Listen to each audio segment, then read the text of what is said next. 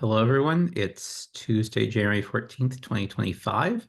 This is the CARC Workforce Development Interest Group. Today, we're going to be talking about training student employees within our RCD teams. This is going to be an active participatory discussion. We'll be using the call document the same way we did for several of our calls last spring for everyone to participate, type in some results, and then if there's one you want to talk about, want to share something with the group, we'll have discussion in the Zoom session. So go ahead and open the call doc if you haven't already signed in, and that'll be our role today. As a reminder, we are bound by the CARC Code of Conduct in all of our CARC calls. Visit the CARC website to find out more about that. And the motivation for today, I'll just give a brief background, came from a new role I'm taking on my team, trying to make our student employees more effective, give them more effective training, specifically on the researcher-facing side, working with users and user support. The call is, farther than that, it's really anything about how we train student employees who work with us and to make them effective contributors to our team. So go ahead and open the call doc if you haven't. Brian's posted it a few times in the chat. And the way we'll do this will be very much like what some of you may recall from the past. We have questions. Everyone will have a chance to type if they some answers, potential answers in the document. And then, as I said, if you'd like to share yours or maybe someone will ask a question about it, it'll help this prompt discussion. But we'll also have the document as a reference to see what everyone's doing and help us look at ideas later on. So definitely please feel free to talk anytime. Any other questions or anything before we get started? As Tim said, if you don't want to, if you want to ask a question but don't want to appear in the recording, you can definitely post it in the chat. When you're answering the questions, there's a column for institution. If you feel comfortable doing so, please include your institution there. If you prefer to remain anonymous in the written document, you're welcome to leave that blank or say institution A, something like that as well, whichever you prefer. So our first question is, what roles do students have on your team? Give us a sort of a level setting as we get started.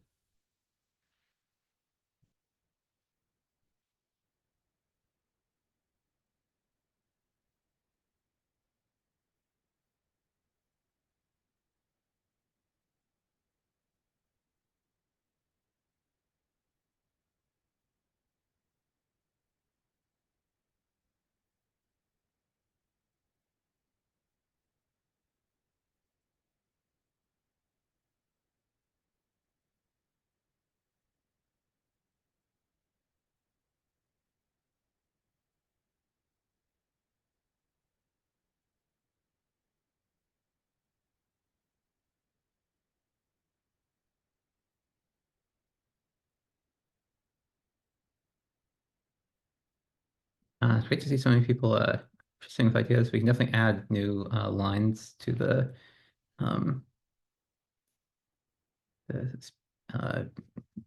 sheet if we need to. See a lot of different things. Many people are on the system side, many user-facing side, software-facing, lots of different things. Some more general, some more specialized projects. Does anyone have students working on a particularly interesting project or an area that they want to tell everyone about and highlight?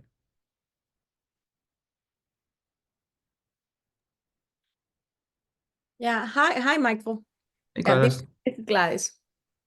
Sorry, I put my camera off because I was just trying to also eat at the same time. So, No problem. yeah, and I mean, I'm so glad that you're doing this call. I really appreciate it.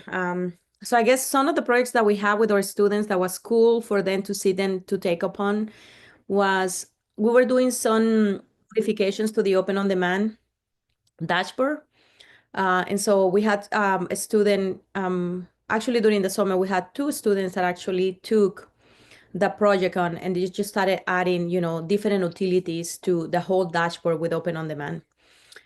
We also had we had one student that actually added CryoSpark, so that it could be combined within, the applications that you can add to Open On Demand for people to go and just, log in into the server directly.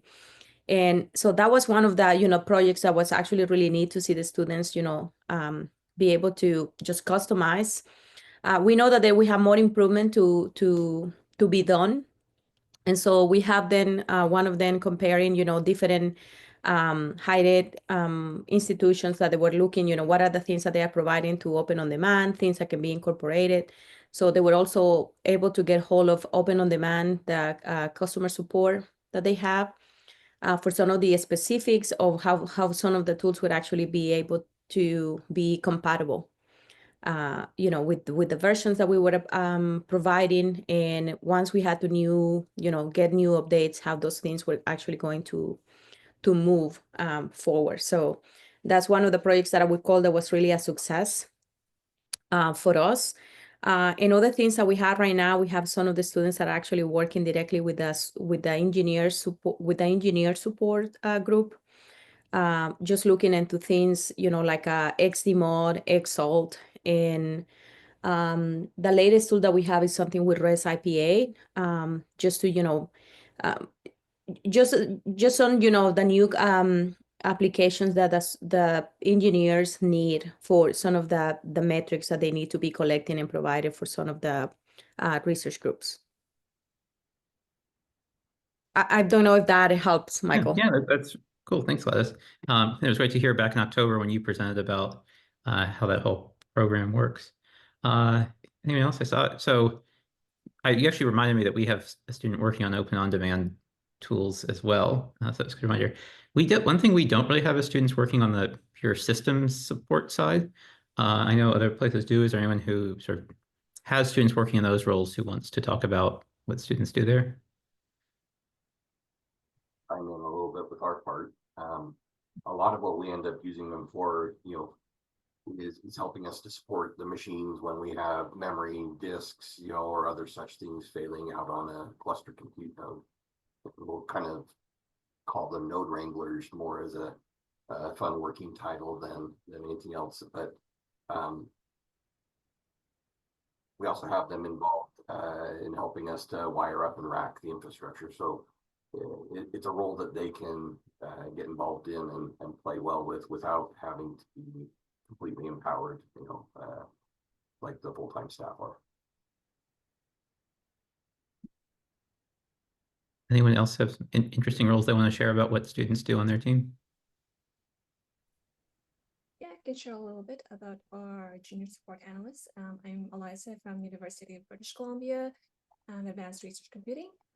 So I work with a manager and been actively involved in sort of shaping and designing the role, hiring, mentoring, training our student role.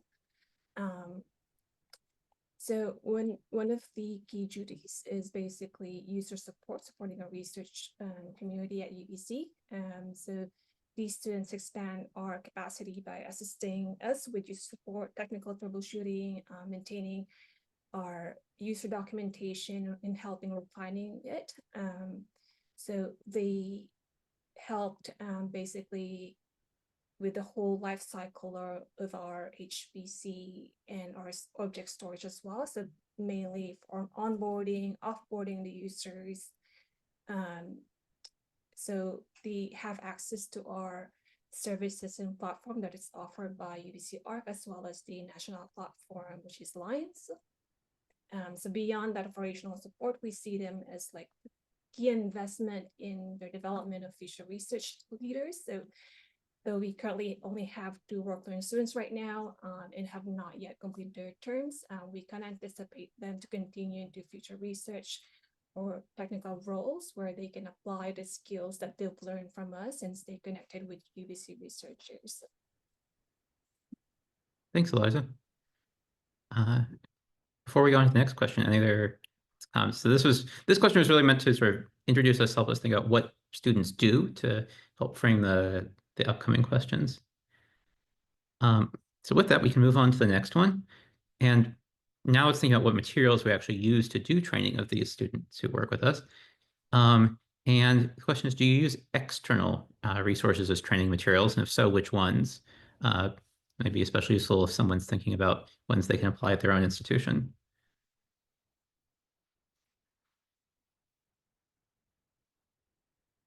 I'll just jump in and say that for some of our students that join our team, doing a lot of what Brian and Eliza were just talking about, some of them have really strong backgrounds in like Unix system administration or have never touched a terminal at all before. And so I think we've used something like Udemy or Coursera to give them just like primers on Unix file systems and so forth. I don't know that they enjoyed stepping through those very much, but we certainly provide them. Yeah, definitely. For everyone who's answering, if you have thoughts on the ones you've used, whether they've been effective, that's useful as well.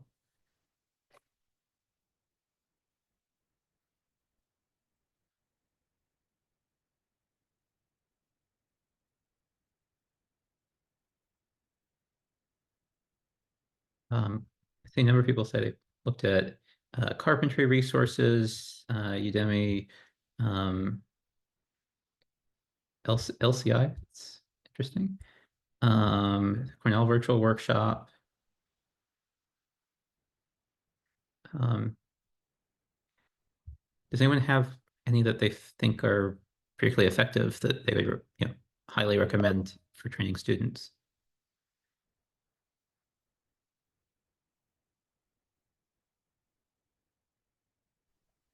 I have something to add. Sure. So I lead our student program, actually, all training and stuff. We learned that videos are much more effective than a long text. So we kind of actually, in our team, most of our computer scientists are actually better in writing text. So we share a Google Doc, we ask everyone to chime in. And then when it's done and everyone is okay with it, we make a video out of it. So that'd be much better, actually. Yeah. That sounds like a lot of work. Obviously, it's a lot easier to make the text than the video, even if it's less effective. Do you have one person just go through and turn the entire Google Doc into a video? Yeah, I do. It doesn't take, I mean, I have a YouTube channel already, so I'm kind of have all of the tools and stuff. It doesn't take much energy for me at this point.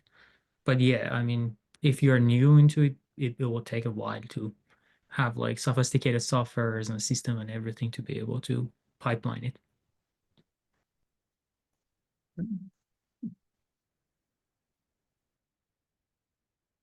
Anyone else have resources they've used that they've found effective? So Tim just had a very good question about if those videos from Chicago are available to the public. They're not public because they're for student, training, internal stuff, but I can share a link there on Google Drive. So I can just pick one of the videos and share the link here. Just give me a few minutes. I'll have it. Thanks. Michael, some of the things that we do in our group is just, our team teaches every semester. So we have, workshops that are intro to HPC, and then we have our, introductory basics to HPC. So the students actually take those directly from our staff. So we allow them to register and to take those, and those have, been very effective. Yeah, we definitely have internal trainings we do that we try to send the students to. Here, part of the question was for external resources that someone else could use. That's definitely good to know as well. I know one thing we've struggled with a bit is that our user-facing trainings are usually offered only a couple times a semester. When you have a new student coming in, you don't want to spend the entire semester finding the one time they can go to this workshop that maybe doesn't conflict with their classes. But when we can do it, it's quite helpful. And we've been pushing to record more of those, which does make it quite a bit easier as well to send someone, because then we have that video. It's not targeted at employees, it's targeted at users, but that often covers a lot of the same skills of how the system works to give them a framework, help them understand how our users see our resources, understand them, what face we put on there, and then helps them build the skills with things like Linux, Python using the cluster and more. I didn't finish, I didn't mention, Michael, that so one of our students actually has been working And the same materials that we have, already in tutorial format, he has been working in videos, which actually going to be accessible in our website, within the next few days. He created so far 6 of them, and it's all basic, of the intro to the command line, access to open on demand. How do you log into the cluster? Best practices for HPC, things like that. That actually going to be accessible in our website. Is once they are right now, they're just being curated by the staff, making sure that we have all the details that are needed. But so far, we were able to create 6 before the end of the winter break. So I'll be happy to share those once they are already public. Yeah, that'd be great, Gladys. Thanks. Yeah, I know. Unfortunately, our training videos we've made, some of them used to be public, but new cybersecurity policies required us to move them behind a login barrier, so we can't share them anymore. Christina, did you have something? Yeah, I have a specific question if we have time. One of the things I have a student do is work on scripting related tasks, and I was wondering if anyone has any good resources on that help students move from I know how to code to finish an assignment to I know how to code so that somebody could use this later. And if it doesn't have to be a whole discussion, but if anyone has any good resources, I do part of it in like mentoring them, but it's a hard thing to communicate and a mindset shift. So I, in particular, would be interested in that external resources around that specific topic. So this is definitely meant to be a discussion. So if you do have follow-up questions like that, definitely now's the time to ask them. Christina, we don't, so at UMBC, we don't, well, we also struggle with exactly what you're talking about. But one of the things that I encourage, or I force all the students working under us to use is Git in some way or another. And that has, over the years, forced a little bit more professionalism in coding practices, as I've seen. But that being said, we also recruit from computer science heavily, so that might also be helping. But I am not aware of any other types of resources. A very similar experience for me. So. I'd echo that.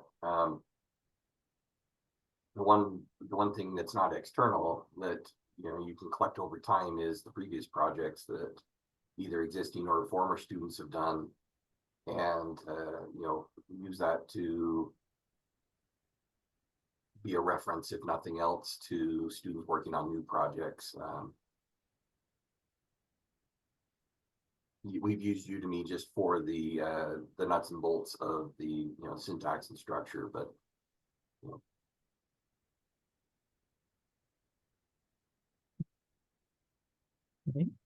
So our next question in the document is, do your students take any academic courses as part of their training? So more formal for credit coursework that they would take during it, or that you would expect them to take before being hired?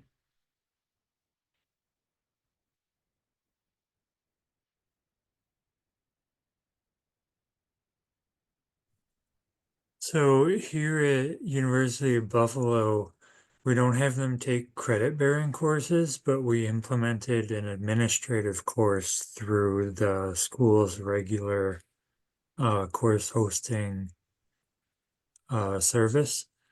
And so what we did was we told PIs that if their students want access to our resources, they have to first complete this course, and then that will grant them a certificate automatically, which then they would show the professor.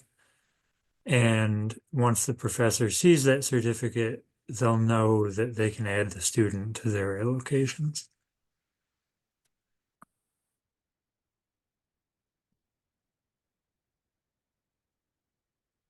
So it looks like the answer is mostly no.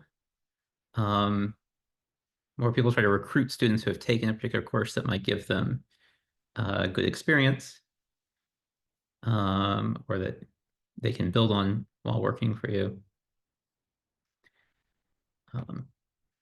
Compliance courses, yeah, probably everyone has those. We definitely do have that. think our fishing training is coming up soon. A refinement question I have here with what you're asking, Michael, is yeah, I was scrolling down through to see if you don't ask it later, but who's utilizing undergrads versus graduate students? You know, because we're in a predominantly undergraduate role with for the most of our students, but there are occasional times we have a grad student. So no, that's not on the list of questions. I thought it had been asked one of our calls last spring, so I was trying to focus very specifically on the training side and not repeat the same questions I think that you and Betsy had arranged previously. But that's a good one because it helps with context. Yeah, the curiosity to me here is I know that some of our students that have in the past been involved with our user support have had ties to some of the research groups using our machines and come in at a graduate level. But on the system side, you know, we've not done as much beyond just the undergraduate students. And so it almost makes me wonder whether there's within the group of us here, if there's an affinity one direction or the other, depending upon the role. That's kind of what I was curious around. Yeah. I can say for us, we've mostly had undergrads until the past year. Part of that is that for most of our positions, we have hourly pay, and the graduate students are usually looking for assistantships that provide tuition support, which of course are much more valuable to them. We've started having, I know we've talked about this before, we have 2 or 3 positions now for graduate students that include tuition support that started within the past year. And so that's allowed us to hire several master's students who've been really valuable contributors to the team. They tend to have a bit more knowledge and background and sometimes more time to commit to participating in. So they do have slightly different roles. But they do still need training on how to actually work with our system, do specific things for us.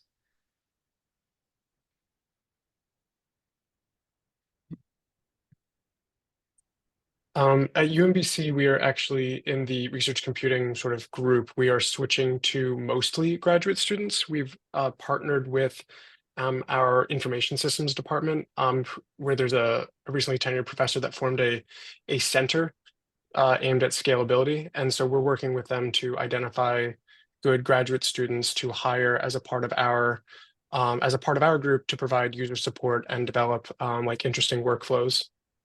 That is the plan. I don't know how successful it will be. Thanks. Anything else about formal academic coursework? I suspected this was going to be one of the lighter questions that most people were going to say no. So then we have a couple of questions about mentoring that I think Betsy had added that will be helpful for us to think about beyond the coursework, written documents, videos, things like that, how we train students working for us is part of interacting with them. So kicking it off, I think the first one is, for general, how are students mentored to learn their roles?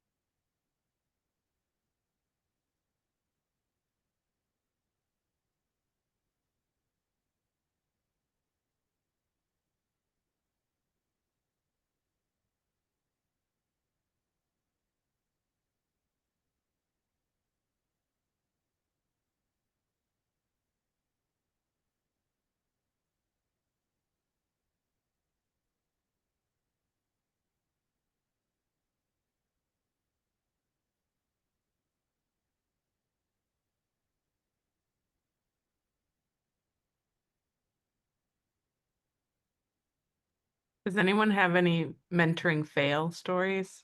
What not to do? Looks like we all are doing pretty similar things in this document.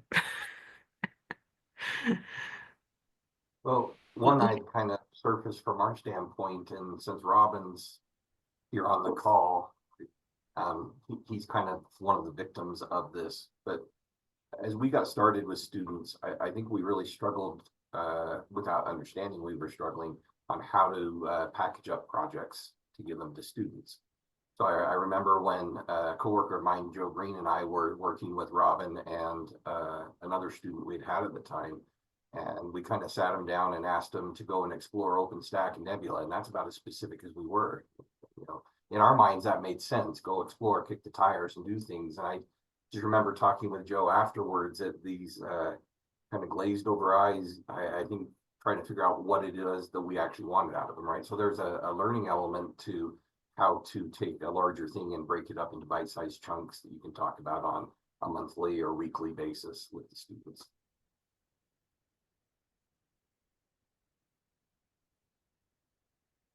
Robin, did you have anything you wanted to comment on that? As Brian's victim, as he called you. No, I think that's a good point. Yeah, I should introduce myself first of all. So I was a student at the CHPC at the University of Utah for 4 years as an undergraduate. Then I went off to grad school and then afterward came back as an RCD facilitator. So I've seen sort of both sides of this equation from both perspectives. And I think that having some discrete projects that are more approachable for undergraduate students who are new to this field is an important thing, especially for younger students. And over the years, if you have students who stay for multiple years, then there's a possibility of having more freedom to sort of explore different topics. But initially, I think it would be very helpful to have more discrete and well-defined projects for students. Becca, you had your hand raised. Oh, no, it was just circling back to mentoring fails if we are still on that topic. So we have quite a few student employees that come from India. And during the summer, we have in the past have offered them the chance to continue working on some projects throughout the summer while they are visiting family and traveling. And it's like that was definitely a mentoring fail because completely different time zones. They really need to have a staff member that's available during the times that they're active to answer any questions and also making sure that they are appropriately working on projects. So since then, we've definitely have revisited that model and we are doing a lot more of a strict process this time where before you've been approved to work during the summer, we need to know exactly what projects you're working on. We need to know exactly what deliverables. These are the check-ins you have to attend.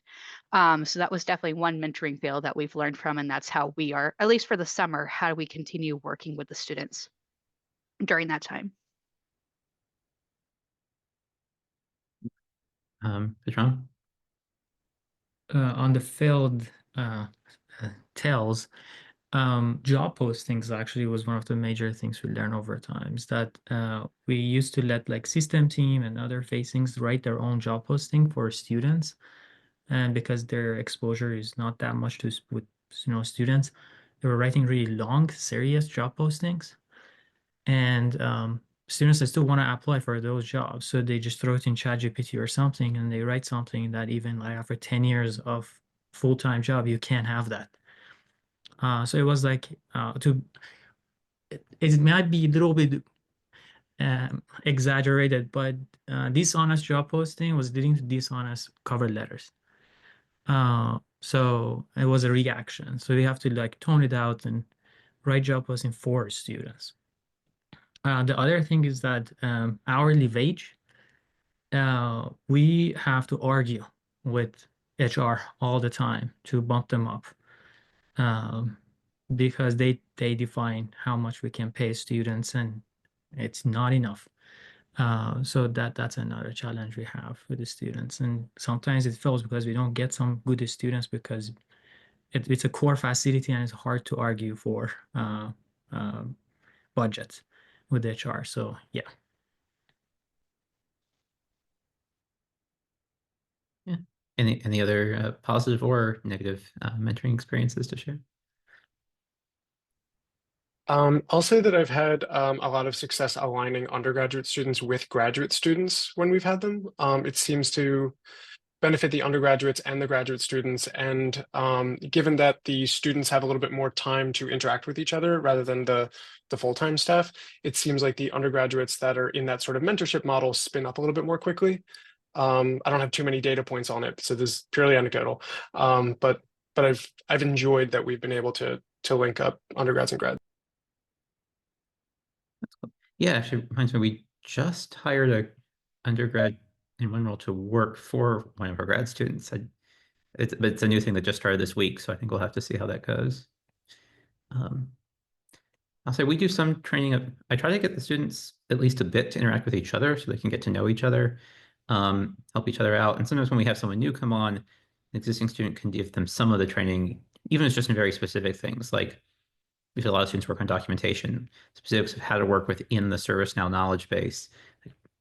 Like as specific as, which buttons to click, because it's usually not so obvious. Things like that, where it helps them, get to know each other, to talk to someone who actually does this and knows how it works. And although I work on the documentation also, I don't do it quite as often to remember all the pitfalls. So it's helpful to have the students with experience do that. And I think helps them build confidence is that they're doing a bit of mentoring as well. Seems like a lot of people have specific pairings, so the students work with a specific full-time team member based on the typed responses, and have regular meetings with them. That seems to be the overall trend of what's successful.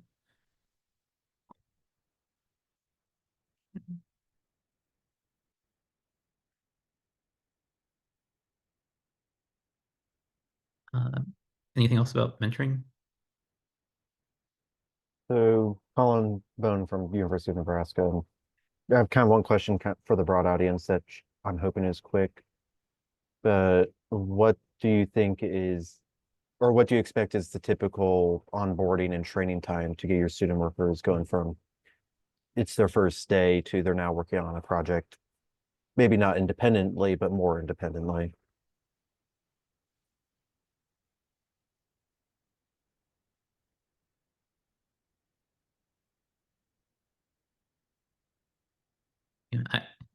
Yeah, thinking it varies widely from depending on the student, how much they know, how effective they are and dedicated they are, what they're expected to do. I'll just note that for one of my positions, there's definitely it's kind of built in that there's simpler tasks and more complicated tasks. So they can get spun up right away on things that are simple, quote unquote, data entry. And then something that's more complex, like writing your own script that produces a report, would be something I would do later. But anywhere from, hopefully 1 to 2 weeks for the simple things, and then probably more like 1 to 2 months for things that are more complicated. Okay. Thank you. Yeah, that sounds about right. I think we've seen some things like usually within a month, they should be doing something useful. We've had roles where after a semester, they're still not, and that's usually, I think, assigned to reevaluate. Both sometimes it's the student's not a good fit, and sometimes it's because it's not a good position for a student to hold. And is it good to reevaluate? Is this actually something we should hire a student to do? And how could we make more effective use of student time?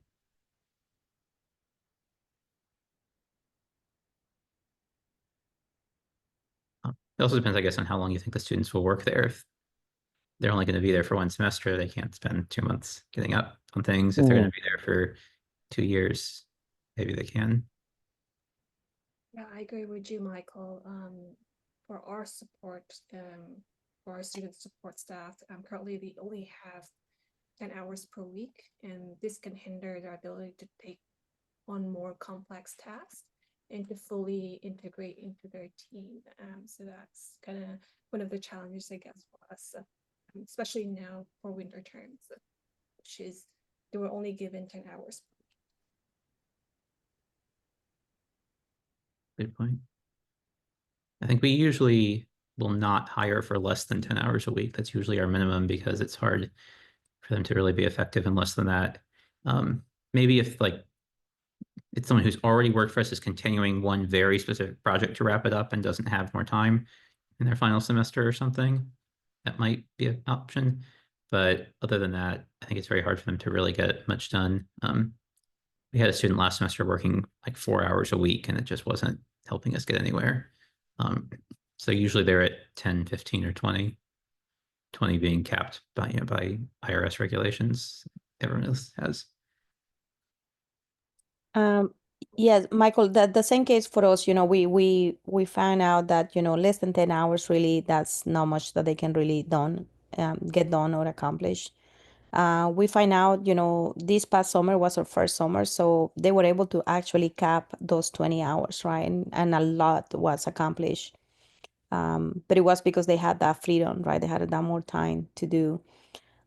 We try to, so when I do the hiring, I try to make sure that when they come in, they are committed to be with us for at least 2 semesters, right?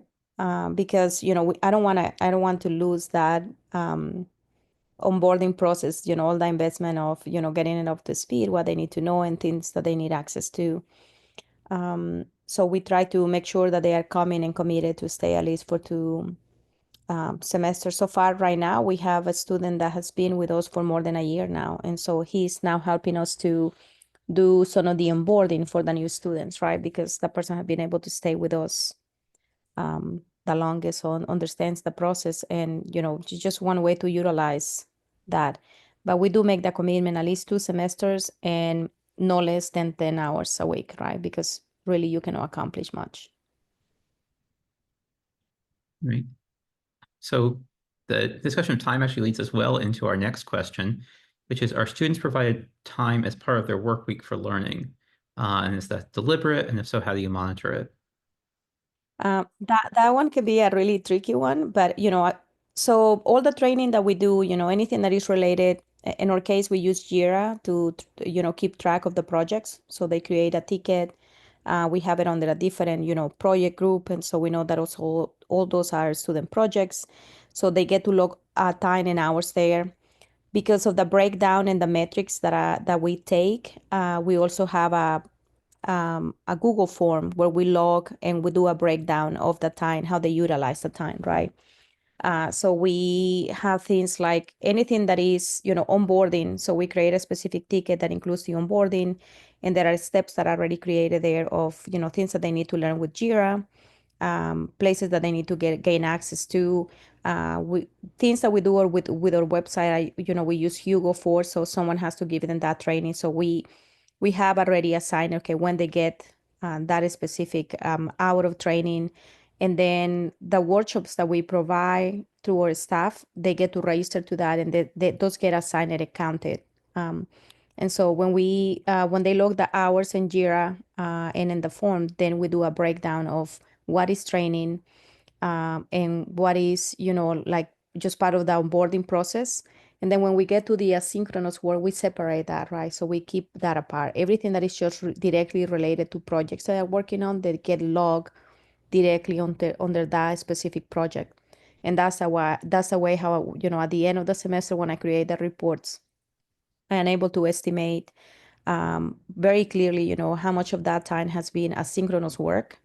And so out of the total, right, of the hours that they have spent, I'm able to estimate how much of that is really just time that has been used on working on a specific project, which we call it asynchronous work. And that's the way how we keep track of that. Now, students easily can tell you, oh, I spent 5 hours, I was scripting, and I spent 5 hours doing this. So what I do is that when they had to fill, the information for them to get paid, if they just said, okay, I'm working in project ABC, I just send those back and I said, you gotta give me a little bit of information here, really what's going on, Yeah, you said that you spend 5 hours, but I need to know you spend 5 hours doing exactly what, right? And that's one way to try to keep them accountable. I do give them the talk at the very beginning, when we meet the first time, right? That, the expectation of,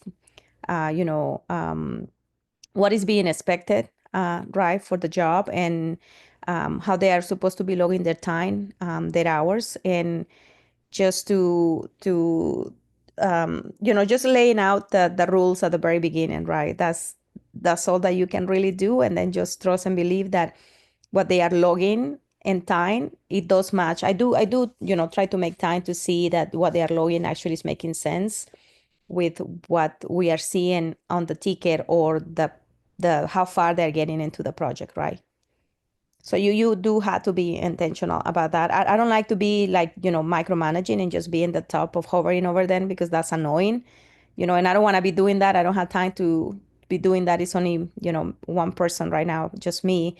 And so doing that is just, not just a very good use of my time, but from time to time, just to keep a close eye that, okay, oh, this looks a little bit weird. And then you just go and double check with them, just give me more info. Our group is not so big right now. I have only 6 students. I had 11 on the summer, so that was still manageable. But you do have to keep an eye. And soon enough, you're going to realize which students are really, the level of integrity that they have is evident. And some others, you're going to spot them right away, right? So those are the ones that you basically keep an eye on it. I don't know if this is the same experience for others, but Yeah, and actually, it's a good reminder for everyone. If you want to hear more about Gladys's experience, we have the video from her presentation in October to our group. Has a lot of details about the program at UVA. Yeah, I know. I was surprised. I know we've talked about this before, but you have very specific time recording for the students. I suspect most of us are not that specific about what the students are doing hour by hour. I know we're not. They do have to file reports every 2 weeks. The end of each pay period about what they've been doing, the hours they worked, but we don't usually break it down in such detail. Looking at the answers so far, definitely a lot of people do have time for training, some don't. And it's usually fairly informal or just about a specific task they're trying to learn. Does anyone else have comments they want to share about whether the students have time allocated for training? To add a little bit more there, Michael, so let's say that, or a student that was working, with the open on demand and he had to, go and learn specific things about it, right? That time was allocated. I mean, there is amount of time that is allocated for, specific things. Let's say that they are working, doing something with Python and there is specific, package. That time that they spend, looking at videos or tutorials, they do count it, right? They add it. But that's added to the breakdown, right? So when they log that time, they said, okay, this is training time that I spend, let's say, looking into PyTorch, for example. Right. But it is, I do allocate time for them. I don't give them, a specific number of hours. I just say, okay, if you're working on this project, it's something that you need to be learning because you don't have that expertise. So you have to utilize that time in learning. All that I ask is that, okay, just break it down for me so that I know how much time was and what, right? If I see that they just work in the project for 2 hours and they spend 8 hours and just learning and like, let's talk about this. Right. You just gotta, keep an eye on it and try to keep them honest. All right. Yeah. And so for our last question we had pre-written was, do you utilize full-time practitioners, FTEs, to conduct the training? So a number of people have answered already. If you haven't, now's a good time to take a look. It does look like most people do have training either by one individual who trains all of the students or by each individual student's mentor.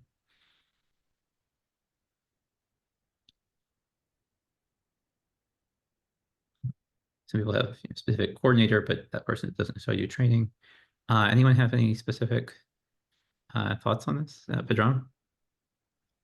Yeah, for sure. Well, for onboarding, I usually just do it. So first couple of weeks, I see the students. We have a Canvas course too. I record a bunch of videos and stuff, doing variety of tickets and explaining things. So they do that. Uh, but after they start, because we rotate the students, if it's like ArcGIS or data visualization or something like that, and they're working with some particular person in the team, then that person is supposed to do the training and have like some sophisticated way of training. We learned in a hard way.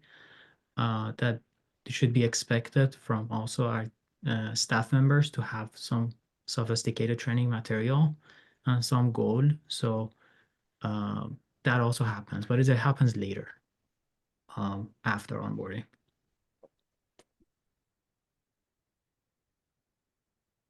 Anyone else have thoughts on that? Or if not, sort of as we get close to wrapping up, if there are questions we didn't ask that you're wondering about the answer to, what others think, now's a great time to ask as we finish up the call.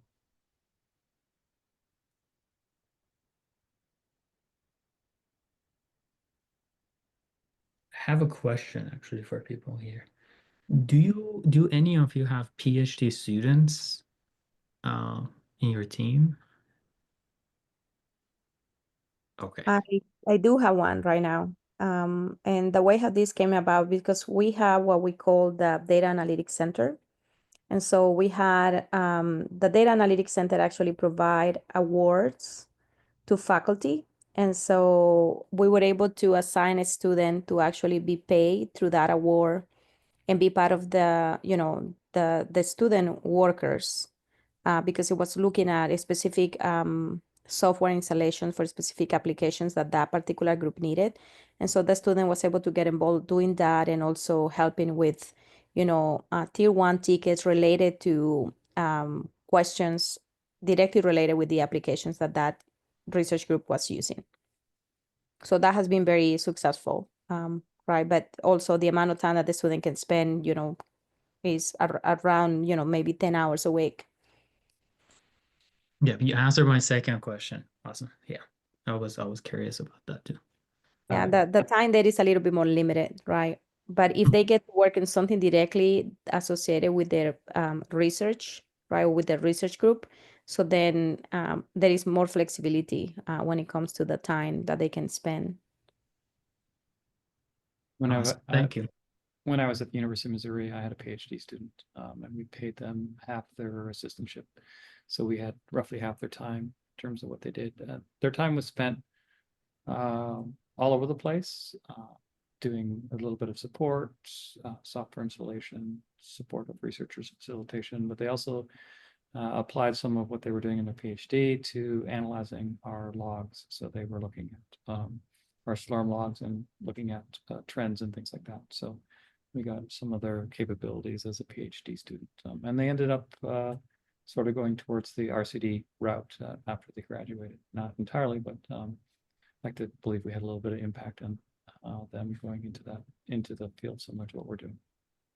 Awesome. Thank you. We also had during the summer 3 master students, which I was very curious. I think that they were doing this, they call fast track, you know, after they do finish their undergrad, they jump into the master program. And so they were able to come to us. We didn't have to pay, you know, any assistantship. It was just, you know, that per hour. And so they were able to, you know, easily cap the 20 hours a week. This was during the summer. So I was really excited about having 3 master students. 2 of them ended working really well. One of them, you know, the expectations were too high. We also had a couple other students that we were associated with. They were a partnership with another department, and what they did is the department paid for their stipend, but they helped out faculty in their department get onto our HPC system, help them with the software. And in exchange, what we did is we gave them training, gave them additional access to the cluster and things like that to help them support the faculty in the area. So it was a nice partnership between the centralized RCD and the other departments for the students and also for the faculty as well. And that worked out Great pretty idea. good. Yeah, for sure. I said no, and then I realized the answer was actually yes, sort of. We had a student who was working with us. He wasn't being paid by us or formally an employee, but he was doing research related to HPC and was sort of shadowing one of my colleagues a bit, / doing research on some of our data in our system in a way that was, you know, supportive of us, but focused more on, you know, his work. He wasn't a paid employee doing things based on tasks we needed. We are getting close to out of time, so I'll say I forgot to introduce all this at the beginning, which I should have done, and the group. So as I said, this is the CARC Workforce Development Interest Groups. We have staff-focused and student-focused sides. Tim Middlecoop and I lead the staff-focused side. I'm Michael Weiner from Georgia Tech. Student-focused side is led by Brian Haymore and Betsy Hillary. We meet once a month in this time slot. We tend to roughly alternate between staff-focused and student-focused topics. If you are not already on our mailing list, you should definitely sign up. If you look in the call document at the very top, there's 2 links, one to the staff focus, one to the student focus side mailing lists. So definitely you can sign up for both of those. We do usually also have our calls in the monthly People Network emails from CARC as well, if we get them in time. So you can take a look there. And definitely feel free to use the email list if you have questions about workforce development, about students, staff, or anything else.